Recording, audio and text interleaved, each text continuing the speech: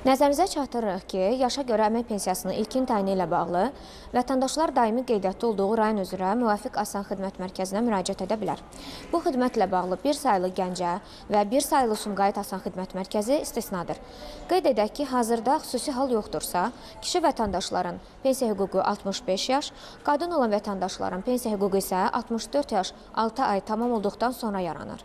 Bu zaman vətəndaşın ən azı 25 il əmək stajı və ya fərdi hesabın sığorta hissəsində müvafiq pensiya kapitalı olmalıdır. İlkin zəruri sənədlər, şəxsiyyət vəsiqəsi, əmək kitabçası, nikah əsasında soyad dəyişikliyi olduğu halda nikah haqqında şəhadətnamə, bəy vətəndaş olduqda hərbi bilet. Bu sənədlərin surəti notariat qaydasında təsdiq olunmalıdır.